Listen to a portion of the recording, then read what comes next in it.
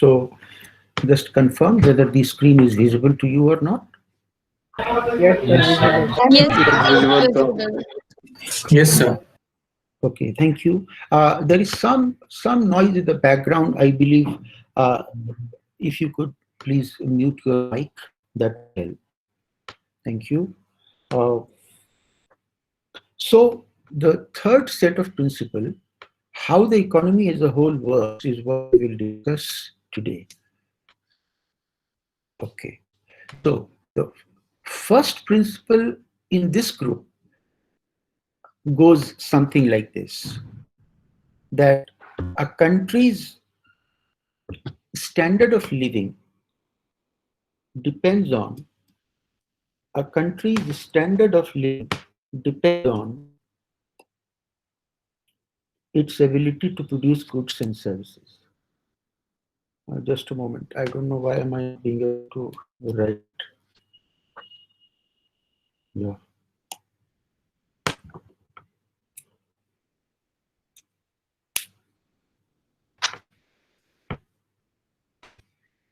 Is the pencil not working? I don't know. Looks like it is not connected.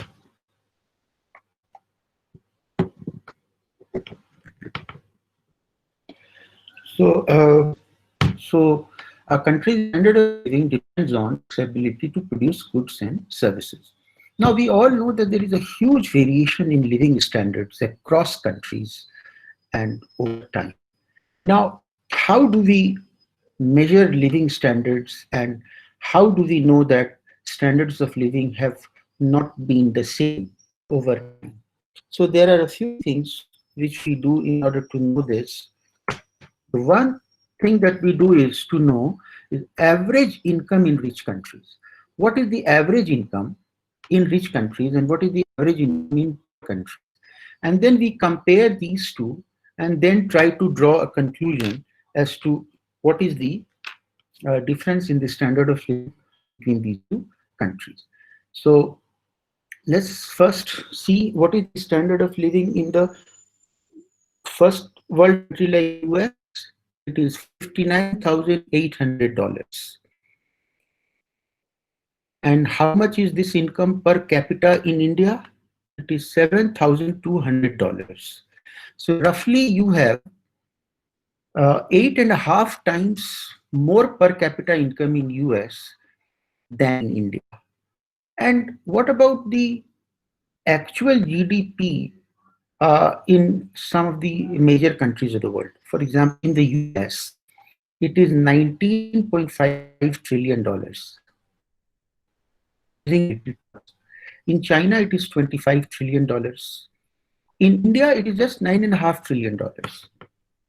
So the point that I'm trying to emphasize is that even though China has $25 trillion worth of GDP, yet its per capita income is a lot less than US. India is probably fourth or third largest economy in the world. So when we say third largest or second largest or largest economy in the world, then how do we know that one country is the largest, another country is the second largest, and so on? So this is known on the basis of the size of the GDP. So you can see that China's GDP is $25 trillion, which means that China is the largest economy in the world, even larger than US. US produces $19.5 trillion worth of GDP, and India is only $9.5 trillion. So, two things that you should note here is that the standard of living differs across countries and over time. Across countries means that they are not same in all the countries of the world. Some countries have significantly higher standard of living than other countries. But even a country which has very high standard of living today was not having such a high standard some say 100 years ago. Now, what about American standard of living today? The US standard of living today is about 8 times larger than what it was 100 years ago. What does that mean? 8 times larger? So you divide 59,800 by 8, and how much do you get? Something like 7,500, something like $7,500. So that is what we have today. What America had 100 years ago is what we have today. America is now 8 times better standard of living than what was 100 years ago. So what we are saying is that they are not same across time. What we were, say 40, 50 years ago was very different from what we are today. Everybody acknowledges the fact that India's standard of living has also increased significantly over the last 30, 40, 50 years.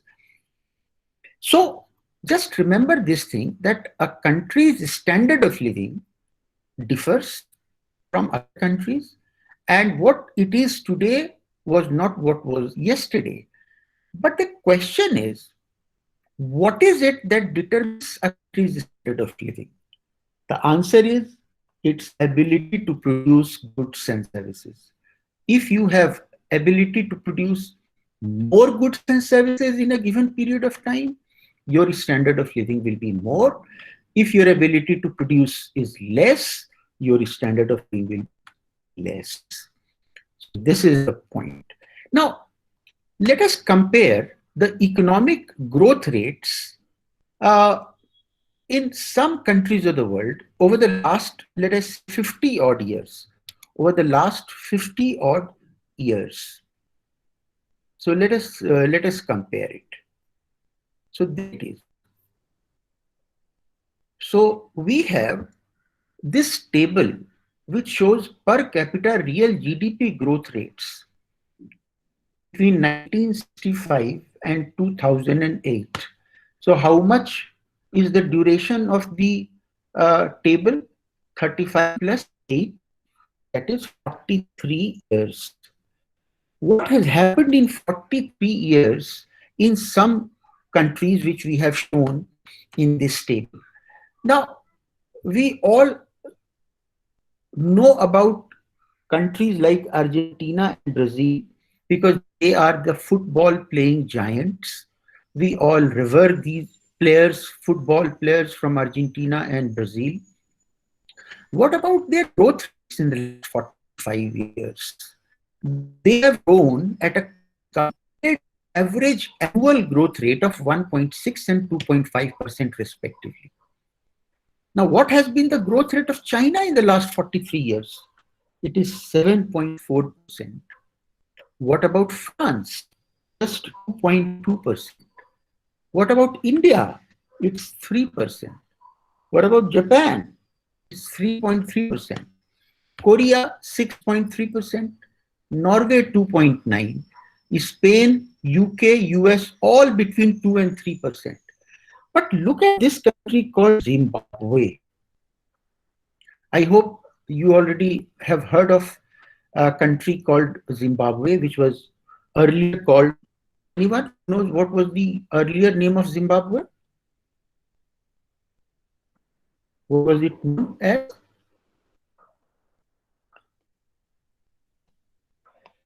It was known as Rhodesia. Earlier it was called Rhodesia. It's a very poor country, we all know about it. And the inflation rate in Zimbabwe is so high that they have stopped calculating it now. Now, in the last 45 years, the economic growth rate in Zimbabwe has been only 0.1%, which is practically zero. What does that mean? It means that the people of Zimbabwe today are still what they were 45 years ago. But not any other country in this table is like Zimbabwe. Even India has achieved a very, very moderate growth rate of 3% between 1965 and 2008. In fact, if you cover the last 10 years also, then this 3%, I'm sure will go to somewhere around 4.0, that is 4%, which is not bad, keeping in mind the way our population has been growing. Now, you have to be a little cautious about interpreting these numbers. Let us compare the number US number of 2% with China's number of 7.4%. Now, if you compare these two, China 7.4 and US 2.0, then can you say that China has outsmarted US in the last 40 years or so? Anyone? No, sir. No, sir. Why? No, sir. Sir, because of Right. the population of China, that makes a major factor out there, and the Okay. previous kind of growth that already United States took, right from the Industrial Revolution. Okay. Anyone else? Anyone else who would like to say something? So it also depends upon the base amount of the economy, I guess. Absolutely. So that's the right answer. So what is the base is important. Now, if base is 100, then 10% of 100 is 10. If base is 1000, then even 5% of 1000 is 50. So 5% looks half of 10. But in absolute terms, 5% is 5 times more than 10. So what it means is that you have to be cautious in interpreting these numbers because the base of all these countries have been very, very different. So if you start with low base, then chances of a higher growth rate would be very high. And one of the highest growing nations in the one of the highest growing continents in the world has been Africa. Not because they are actually doing very well, but because their base has been very small. So you should be a little careful about it. What is the lesson that we can draw from this table? From this table, we can see that the growth rates have been different across countries. Some countries have done phenomenally, like China, also India. Some countries have not done so well. Some countries have not at all grown, like Zimbabwe. So that is why it's important for us to recognize that growth rates are not same. And if you want to catch up with developed countries of the world like Japan or UK or US, then the only thing through which you can do so is to accelerate the rate of economic growth. That is the only way to grow, otherwise you just grow. Okay, so coming back to this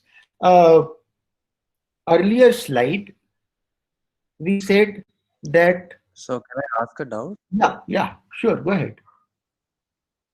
So, we were talking about comparison and standard of living, right? Mm-hmm.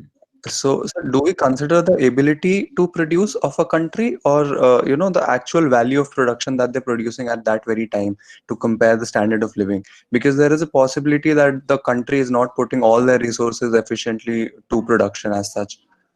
So you are very right, absolutely correct, that what is your potential or what is your ability may not be the reality. You may not be putting that into reality. So that is very true. But remember that even if your resources are not fully employed, and if your resources are 5-10% unemployed, and if your ability to produce is very high, you will still be able to produce a lot more than people or countries where ability to produce is very less and they are operating at 100% capacity. Isn't it? Yes, Say sir. for example, your ability to produce is 1000 and you are producing 900, which means that you are 10% short of your potential. My ability to produce is 100 and I am producing entire 100. I am operating at full capacity, but I am still able to produce only 100. You are able to produce 1000 and you are still producing only 900 because there is an unemployment of 2%, but you are still 9 times more than the other one. Isn't it? Yes, sir. Yeah. So that is the point. So what is the first thing that you should note? The first thing that you should note is what is the ability to produce. If your ability to produce is very high, then some amount of unemployment of resources will still be okay. But if your ability to produce is low, then you have very little headway, very little room for maneuverability.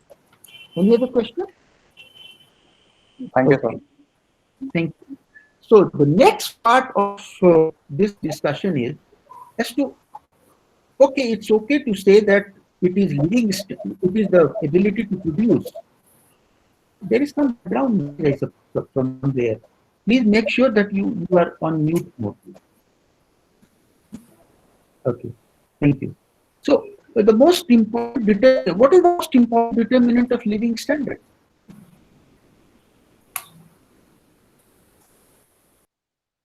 So the most important determinant of living standard is productivity. That is the amount of goods and services produced per unit of labor. This is what we also call labor productivity.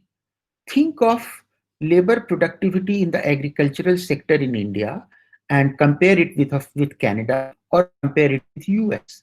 You know, one Indian farmer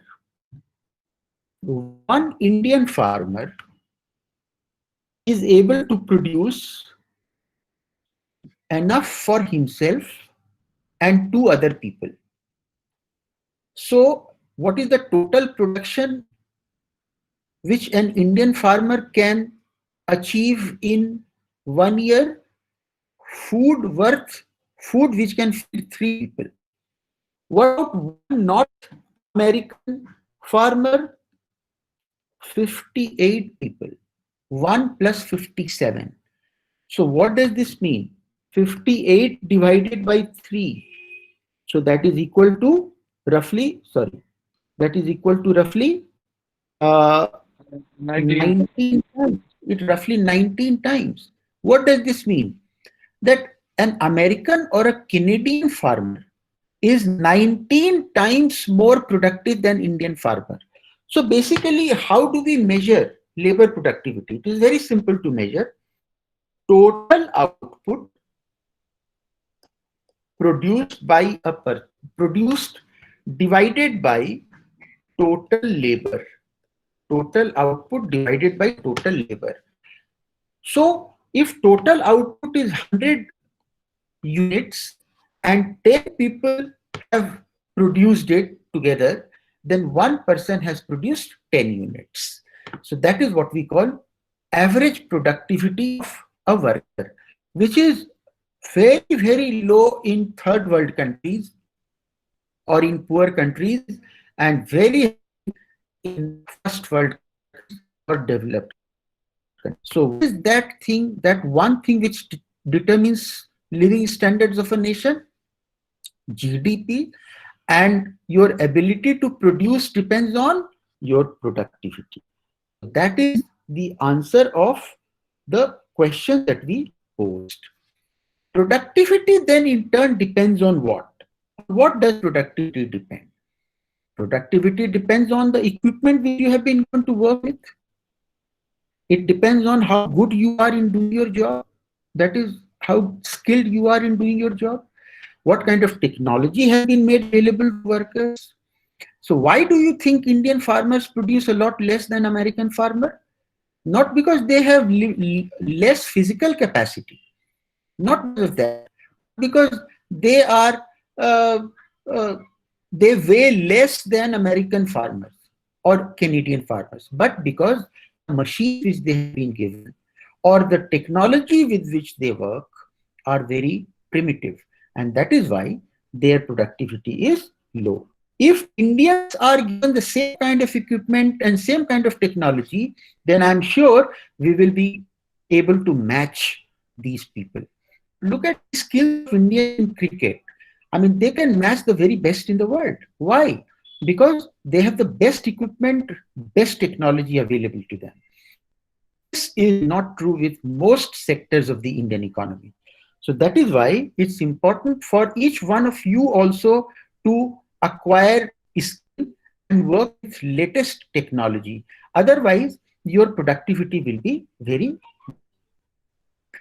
Other factors also which impact living standards, but they are less important. Other factors, for example, competition from abroad, that will also be one of the factors, but they are less important, and therefore we will not discuss this.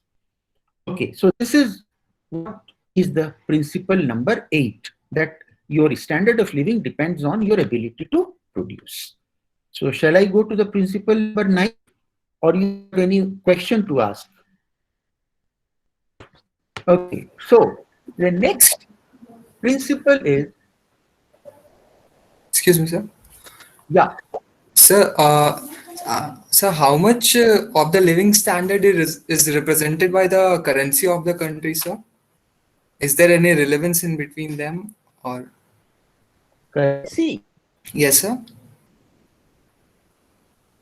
I do not know whether the value of the currency can actually directly show the living standard of a nation, but we can see some kind of a positive correlation between currency and standard of living.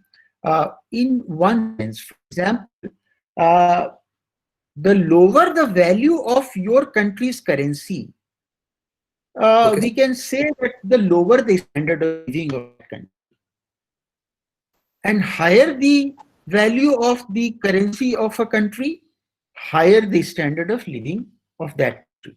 So, for example, $1 is about 75 rupees, but $1 is about 5 yuan.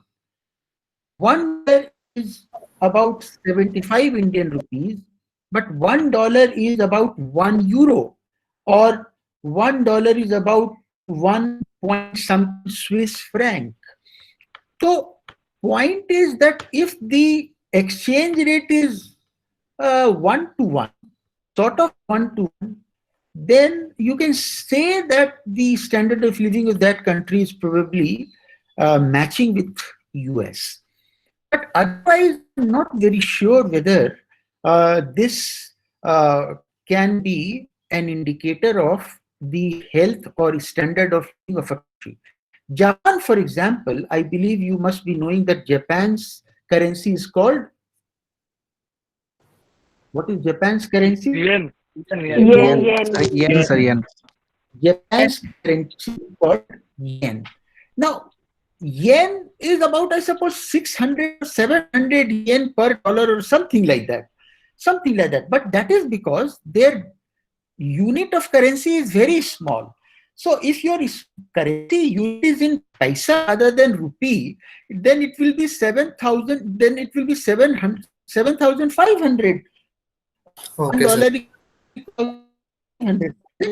So it all depends on the unit of the currency. If the unit is very small, paisa or ana or chavanni type of things, then the exchange rate will be very, very high.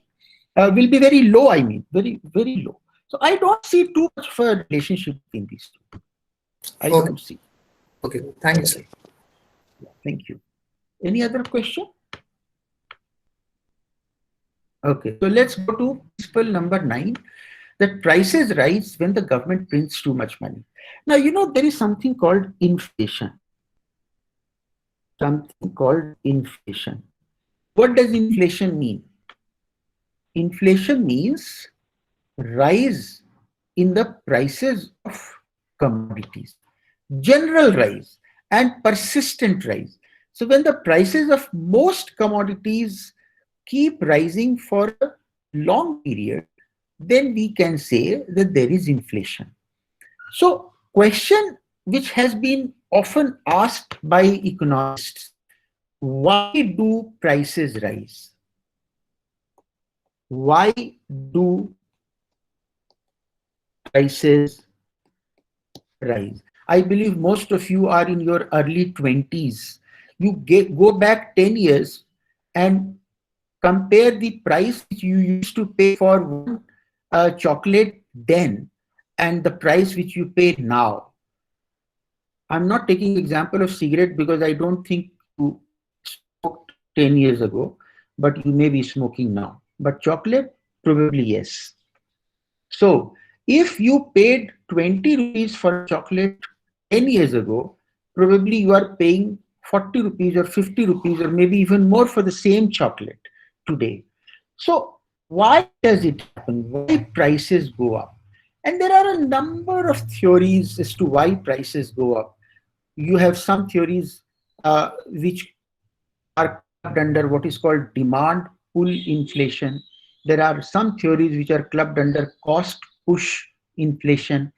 But one theory which has been universally accepted or near universally accepted is prices rise when government prints too much money. So when the money supply goes up, when money supply goes up, it results into increase in prices. So who should be held responsible for inflation? Increase in money supply. So that is what should be held responsible. So let us just find out what we have to say about this relationship between supply and prices. So first, to start with, inflation refers to increases in the general level of prices. Now, what does this general mean? It doesn't mean only increase in price of just one product like chocolate or one product like books. It means general increase. So out of 100 or 200 products which you consume on a regular basis, maybe most prices are going up. And that is what we call general. And in fact, there is a way to measure the rate of inflation, which we will probably discuss in key class. Right now, just remember this much, that when prices of most commodities rise, then we call it inflation. In the long run, remember, in economics, there is always a short run and long run. Always. We are talking about long run. And also remember that the definition of long run and short run in economics keeps changing also. And sometimes we just do not know actually what is long run. We just say more than 1 year or more than 5 years is long run. In long run, inflation is almost always, maybe not always, but almost always caused by what? Excessive growth in the quantity of money. And when quantity of money goes up, it causes the value of money to fall. Basically, the value of money falls when prices go up. How? Suppose you have bought a chocolate worth 50 and the same chocolate costs you 100 rupees tomorrow. So today, the value of 100 rupees is value of 100 rupees is equal to 2 chocolates. And tomorrow, when price goes up from 50 to 100, value of 100 rupees falls from 2 chocolates to 1 chocolate. So what does value of money represent? Value of money represents purchasing power. How much can you buy from a given amount of money? So today you can buy 2 chocolates for 100 rupees. Tomorrow you will be able to buy only 1 chocolate for 100 rupees, which means that the value of money has declined. So why does the value of money decline? Because of excessive growth in money supply. Now, faster the government creates money, the greater the inflation rate. And I was just referring to a very strange country called Zimbabwe a little earlier. You know, the government in Zimbabwe, especially the one which was led by the famous, rather infamous Robert Mugabe, used to create money in tons. And the value of money depreciated so much that many a times people used to throw their bags of notes in dustbin because those wads of notes couldn't have bought anything for them. Are you understanding what I'm saying? And when these rag pickers used to search for something valuable, they used to get those wads of cash. They never used to collect those wads of cash because they thought that maybe something else is better than bundles of notes. So they used to get so much of money every day that the prices went up 1,000 times, 100 times, 200 times, and the value of money became absolutely nothing. So at one point in time, a person in Zimbabwe used to pay 1 million Zimbabwean dollar to buy one cigarette. Can you imagine $1 million to buy one cigarette? What kind of an inflation is this? So basically what we are saying is that one set of economists who we call monetary economists, there are economists who are called monetary economists. They believe that in the long run, inflation is almost always caused by excessive growth in the quantity of money. And when inflation occurs, the value of money falls. But the next point that we want to discuss very briefly is, how do we know whether money supply is going up or not going up? What are the different measures of money supply? So there are many measures like M1, M2, M3, M4. They are all derived from C, that is currency with the public. And to just give you a sense of what we are talking about, at the end of the financial year 2019-20, that is as of 31st March 2020, what was the total amount of currency with the public in India? 2.35 lakh crores. And then there is something called M1, M2, M3, M4. Their values I'll show you next, the next table. So this is the table through which you can find out what were the various measures of money supply towards the end of 2019 and 20.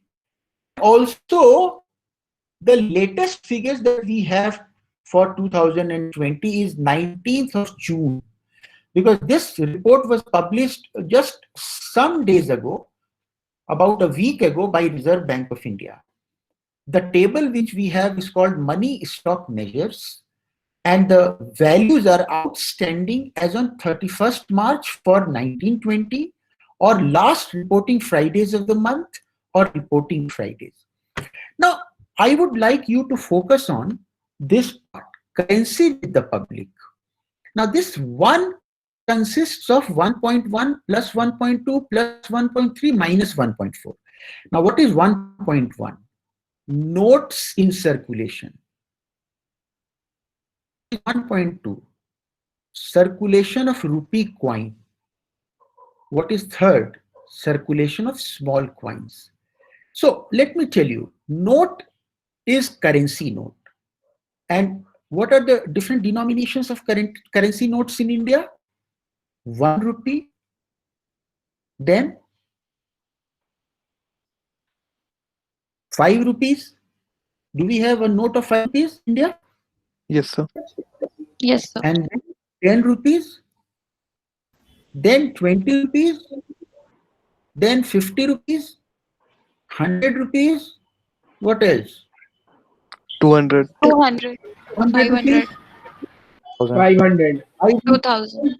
2000. What about 1,000? What about 1,000? Do we have a 1,000 denomination note? So it was scrapped. No, sir. Not longer a legal tender. No, So we no No, sir. longer have a 1,000 rupee denomination note. So from 500, we simply jump to 2,000. So these are called notes in circulation. And what was the total value of notes in circulation as on 31st of March 2020? It was what? 24,20,964 crores. All these numbers are in crores of rupees. So roughly 24.21 lakh crore. Then what was the value of rupee coin? This much. What is rupee coin?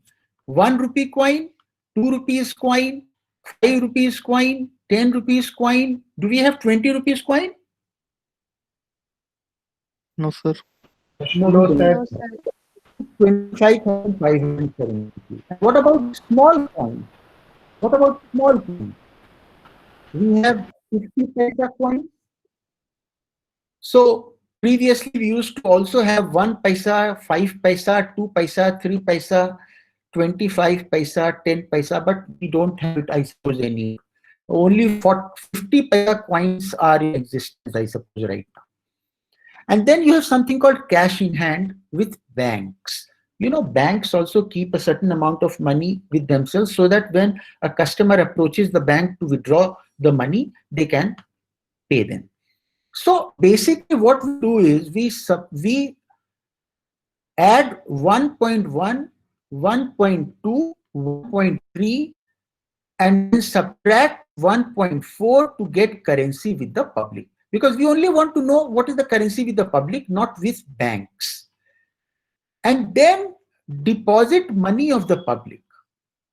So many people have deposited their money in different accounts of the bank. One kind of deposit is called demand deposit. Demand deposits are those deposits which can be demanded, which can be taken back on demand. You can simply demand your money back from a bank. That is called demand deposits. In India, we call it, current account money. So when we add this to 1, what we get is M1. There is also something called other deposits. That's not very important, but M1 is 1 plus 2. 2 is deposit money of the public. Then we also deposit money in savings bank of post offices. When we add this 4 to 3, we get M2. And then we are very fond of, fixed deposits. Time deposits with banks are nothing but another name for fixed deposits. So this is fixed deposit. When we add these M2 and 6, that is 5 and 6, sorry, 3 and 6, then we get M3. So this is roughly 167 lakh 99,930 crores. And then total post office deposits, when added to M3, we get M4. So these are money supply measures. I just wanted to show it in passing. If you opt for macroeconomics later on in your 5th trimester, maybe we will discuss a lot more about it. So that is money supply. So what was our contention? Our contention was with this, that inflation is caused by increase in money supply. So 17209,176. Now, what is the outstanding in, or rather June? 17728,664. So which is more, 17728 or 17209? So this is more. So money supply has gone up. When money supply goes up, prices go up. That is what the economists, called monetary economists, tell us. And the last principle that we will discuss today is this one. If you have, Sir, I have one question. Yeah, go ahead. So my question is, has borrowing money from foreign citizens or foreign countries has the same effect as printing money? So, please Hello? repeat your question. Yes, so my question is, has borrowing money from foreign citizens or foreign countries has the same effect as printing money or in inflation? In a way, yes, it does increase money supply in the sense that you have brought money from abroad. But what happens is that when you bring money from abroad, then you will have to deposit equivalent amount of Indian currency, isn't it? Suppose someone has given you $1. in order to use that $1, you will have to deposit that $1 to the bank and then get 75 rupees from the Reserve Bank of India. So when you get 75 rupees from the Reserve Bank of India, I do not know where do you give from, but it does have an impact equal to increasing money supply. That is true. That's my understanding. My sense is when we borrow money from abroad, it does increase money supply. And that is why the Reserve Bank of India does something in order to suck out the excess liquidity from the system so that inflation is controlled. I think you have a point. Thank you, sir. Any other question? Okay, so we now discuss the last one. Society faces a short-run trade-off between inflation and unemployment. So remember that we always talk short-run, long-run, and we more often do not know what is the difference between short-run and long-run. But for all practical purposes in macroeconomics, short-run is a year or less, and long-run is a year or more. Now, trade-off, remember this term, trade-off? You cannot have two things simultaneously. Now, there is a trade-off between inflation and unemployment. Now, what it means is that if you reduce unemployment, then it will lead to inflation. So, what does it mean? So, you have unemployment here, and you have inflation on the other hand. If unemployment falls, what will happen to inflation? Inflation will go up. And if unemployment goes up, what will happen to inflation? Inflation will fall. So that is what we call negative relationship between unemployment and inflation. And geometrically, if you plot a curve showing negative relationship between two variables x and y, then what kind of a curve will you end up getting? A positive sloped curve or a negatively sloped curve? Negatively sloped curve. Negatively. Negatively sloped curve. You will get something like this. This is x, this is y, and you will have a negative sloped curve. Because this shows that if x goes up, then y comes down. And if y or if x falls, then y goes up. So negative relationship between unemployment and inflation. Now, in the short run, that is 1 year to 2 years, many economic policies push inflation and unemployment in the opposite direction. I'll try and give you one very simple example in order to explain it. Other factors can make this trade-off more favorable or less favorable. And the relationship is captured in terms of a curve, which is a negatively sloped curve, which is called the Phillips curve. What does Phillips curve show? It shows inflation and unemployment have a stable and inverse relationship. If inflation goes up, it means unemployment will fall. If unemployment goes up, it means inflation will fall. The theory claims that economic growth comes with inflation, which in turn should lead to more jobs and less unemployment.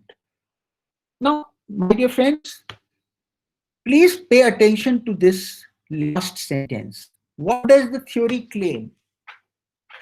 The theory claims that with economic growth comes inflation. With economic growth comes inflation. So remember what is economic growth? Economic growth is increase in the rate of growth of GDP. When your GDP is going up, it means that your production is going up. And where your production is going up, it means that your employment is going up because you will need more people to produce more. When employment goes up, income of people go up. And when income goes up, then demand goes up. When demand goes up, prices go up. So this is the logic which we advance in order to explain the positive relationship between economic growth and inflation. So whenever you will find that a country is growing at a very fast rate, you will find that that country also has prices going up. That is, inflation is happening. So this is the relationship. Now, if a country wants to control inflation, then what are the options available to that country? Because no country in the world would like inflation to keep happening, because it is a politically very sensitive thing. If prices go up, then the opposition parties will always attack the government that it has not been able to check prices, keep prices under control. As a result, the vulnerable sections of people are suffering. So since the government may have to pay a lot of cost in terms of politics, therefore no government in the world can allow prices to go up all the time. Once in a while it's fine, but inflation, a strict no-no. So whenever inflation happens, the government wants to control it. And it is controlled through two measures, either fiscal policy measures or monetary policy measures. We are only concerned with monetary policy here because monetary policy is concerned with control of money supply. So what will happen to demand if money supply is reduced in the economy? People will have less money. When people will have less money, the demand will fall. Demand will fall and their prices will fall. But at the same time, when demand falls, then the producers will also cut back on their production because there is not much demand. So when they cut back on the production, what happens to unemployment? Unemployment goes up. So on the one hand, prices start to stabilize, inflation is controlled, but at the same time, unemployment goes up. So that is why we say that there is a negative relationship between unemployment and inflation. And we will show you a simple Phillips curve in the next slide in order to illustrate this point.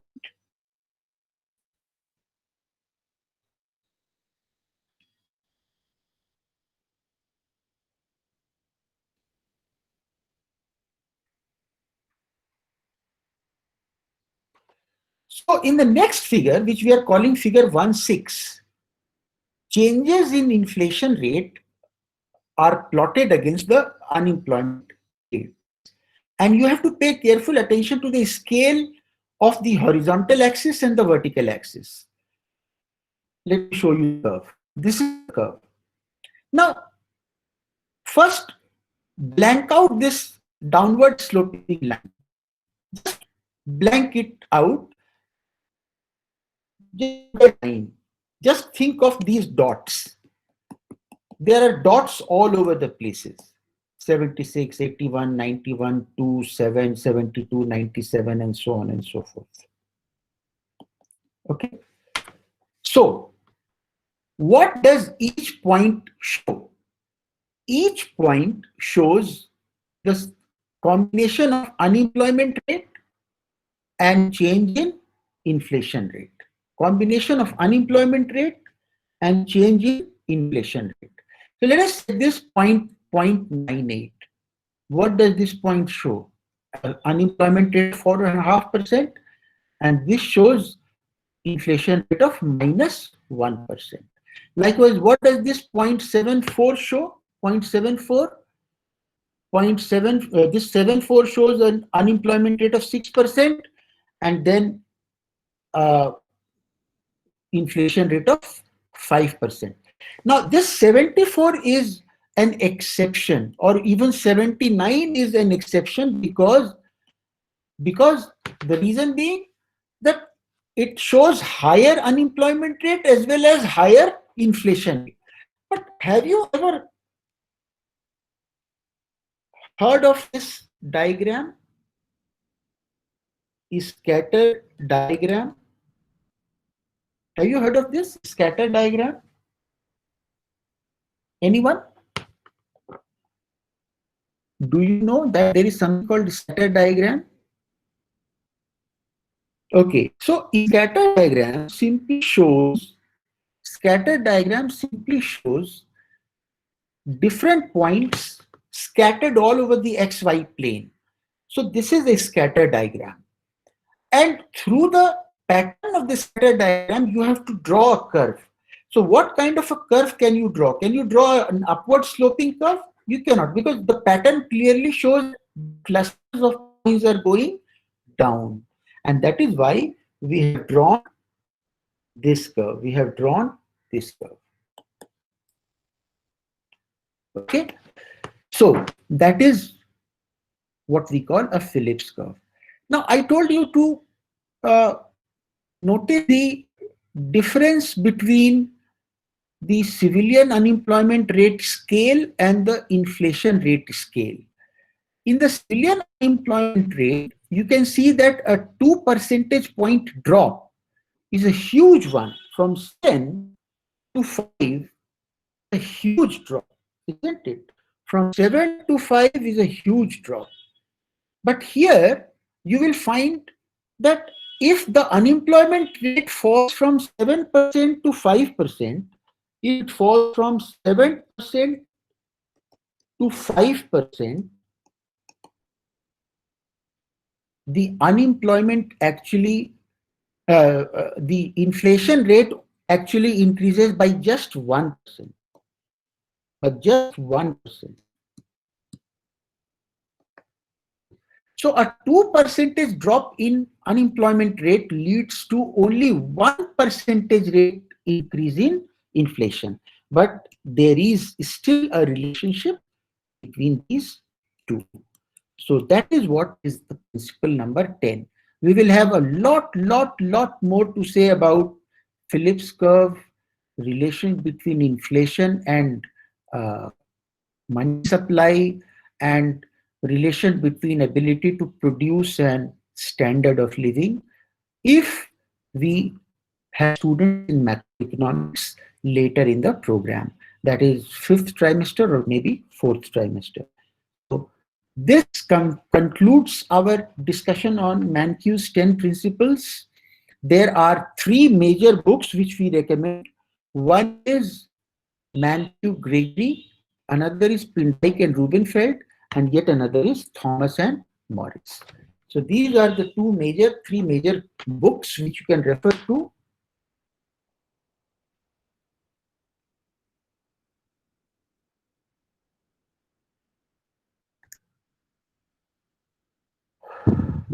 So this concludes my discussion on these 3 principles. If you have any question, please go ahead and you can ask questions. Please go ahead.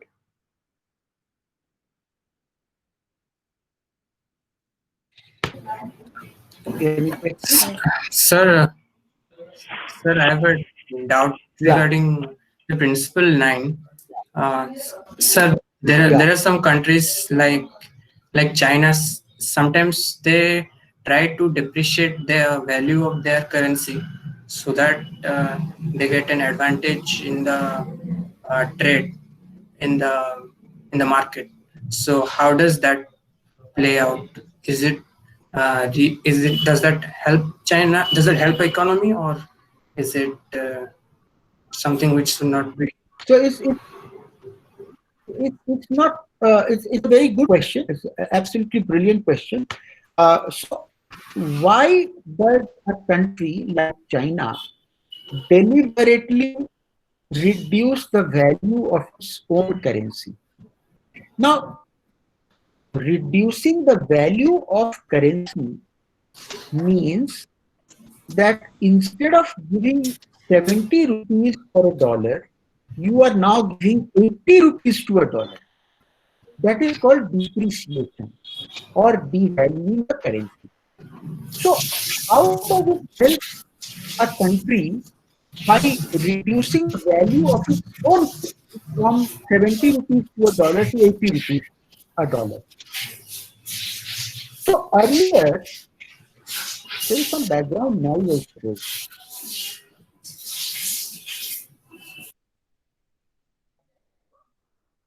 Okay. Earlier, a foreigner could have bought goods worth 70 rupees by spending $1. But now, after depreciation, the same dollar can be used to buy goods worth 80 rupees, which means that your dollar can buy more. Now, when your dollar can buy more from my country, then what will happen to my country's exports? What will happen to countries' exports? It will increase. It will increase. So that is the reason why countries like China deliberately devalue their currency so that they can promote their exports. Because China happens to be one of those countries whose primary engine of growth is exports. Their major strategy to grow is through increasing exports. And they do whatever they wish to in order to increase their exports.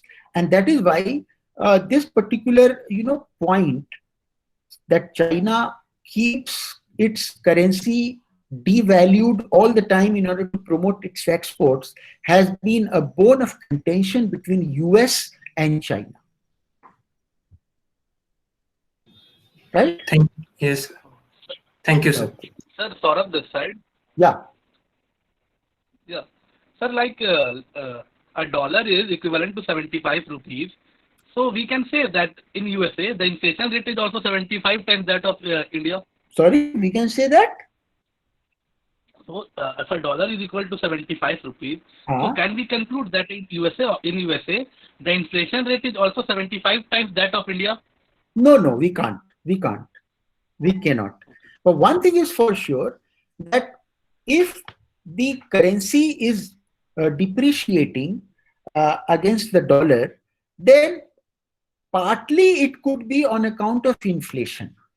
So if the currency depreciates from 75 rupees to, let us say, 100 rupees per dollar, then a part of this depreciation must have been because of differences in the rate of inflation between the two countries.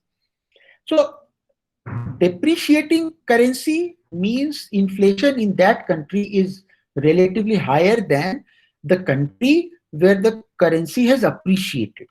So partly it is true, but you cannot say that inflation is 75% or something like that. No. In any case, this is only an official exchange rate. And I had probably told you about the concept of purchasing power parity. If you look at the purchasing power parity of Indian rupee against the dollar, then the dollar should not trade for more than 30 rupees or 35 rupees to a dollar. But official exchange rate is 75. So what is purchasing power parity?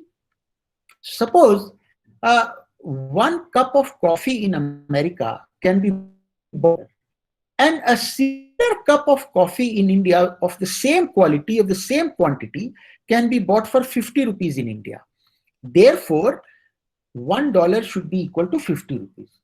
But normally, official exchange rate would suggest that the home currency's value is a lot less. For example, in India, it is 75 rupees. So think of a book which comes or which you buy by paying equivalent amount of dollar or British pound. So if you go to buy a book, the bookseller tells you that this book costs you 10 pounds. And if 1 pound is equal to 100 rupees, then the book costs you 1,000 rupees. Now, converting Indian currency into foreign currency or foreign currency into Indian currency does not always give you the right picture, because officially the exchange rate suggests that our value is a lot less than what it should be. In terms of purchasing power parity, you should find that Indian currency is a lot higher than what it is. Lot higher. Thank you, sir. Thank you, sir. Thank you. Any other questions? So, yes, sir. So in US employment rate is very low. Then also their inflation is not rising there. Why? The unemployment rate in US is roughly, I suppose, 6%. So Around 6%. Yeah. it's low there, na unemployment rate. So Unemployment rate is not very high there. Yeah, it's not very high. yeah, In India, then it's very high. so then also inflation is not rising there. Why? So Yeah, because their capacity to produce is a lot more than ours. You know what happens? When we demand more, then it takes a lot of time to supply that increased demand. Therefore, prices rise in the meantime. But in US, if there is more demand for something, they will immediately increase the supply and there is no time for prices to rise. That is the point. That the time taken by Americans to meet the increased demand is a lot less than the time taken to meet the increased demand in India. Of course, there are certain kinds of products whose demand cannot be met right away. For example, agricultural products. Suppose the demand for potatoes or demand for onions go up suddenly very high. Then you cannot produce onion overnight. So in that case, the prices of onion will go up not only in India, but also in America. But remember that it's not just about price of one or two products, it's general prices. So that is why in America, the prices are not rising at a very fast clip. In fact, in some major countries of the world, the problem is not inflation, but problem is deflation. But their prices do not go up. In Japan, for example, prices just do not go up. And authorities in Japan always try to create inflationary pressures so that the general public starts to believe that now prices will go up. And when they believe that prices will go up tomorrow, then they will purchase today so that they can protect themselves from rising prices tomorrow. But if people believe that prices will fall tomorrow, then they will postpone their purchases today and they will wait for tomorrow when the prices will fall. And when the prices actually fall tomorrow, they will still not buy because they believe that prices will fall even further and they will keep waiting for prices to keep falling and the prices will keep falling and they will never buy. So that is why deflation is such a dangerous thing to happen. So to answer your question in a nutshell, the reason why Americans are not having very huge amount of inflation as compared to some of the countries like India, because their ability to produce. They can immediately increase their production to meet increased demand. And that is why it doesn't happen very often. And moreover, their money supply is also very under control. In countries like India, when there is a shortage of money, then the government will ask the RBI to print notes. RBI, though, is an autonomous institution, it may not listen to the advice of the finance ministry, but normally it works under the pressure of the government of India. Okay, sir. Thank you, sir. Thank you. Any other question? Good morning, sir. I had a question. I wanted to know, sir, how does the gold reserve that a country hold impacts its economy or the power of the currency that the country has? The gold reserve, usually the US has the most amount of gold. No, look, previously the value of the currency used to depend on gold. Most countries were on what we call gold standard. So previously what used to happen was that in order to issue new currency worth 100 rupees, you needed to keep a certain amount of gold, which was equivalent to 100 rupees. And then only you could have printed more currency. But we are no longer, the whole world is no longer on gold standard. And therefore, gold has nothing to do with the printing of notes or the money supply. You can go on printing notes without any gold in reserve. No relationship between these two. Okay. But one thing is for sure, that if you have taken money, if you have taken loan from a foreign country in dollar terms, then if you don't have dollar to pay for, then you can pay for your loan in terms of gold. So sometimes gold is your savior. So if you don't have foreign currency, you can pay it in terms of gold. That is why in official, exchange reserves, it's not only the dollar which we have, we also have gold. So there are three kinds of components under official exchange reserves. One is the dollar and any other reserve currency of the world like British pound or euro. Then we have dollar, and then there is something called the SDR, special drawing rights. So gold has nothing to do with currency value. I don't think so as of now.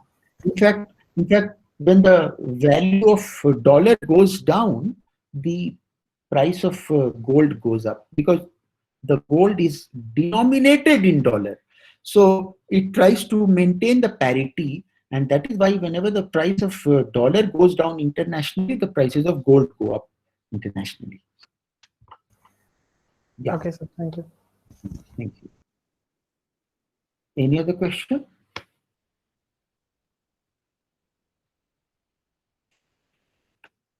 None? So just hold on. Let me take your attendance. Let me take your attendance.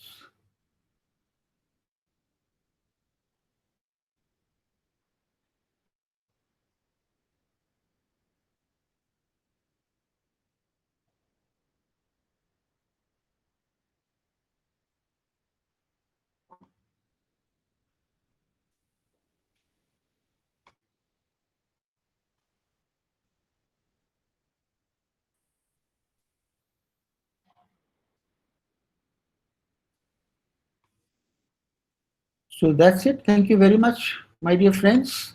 In our next class on economics, we will discuss the concept of profit maximization and how can we achieve the objective of profit maximization. Thank you very much for your cooperation, for your ears, for your time, for your patience. Thank you. Thank you, sir. Thank you. Thank you, sir. Thank you, sir. Thank you, sir. Thank you, sir. Thank you, sir. Thank you, sir. Thank you, sir. Thank you, sir. Have a nice day. Thank you very much. Have a good day. Thank you. Thank you.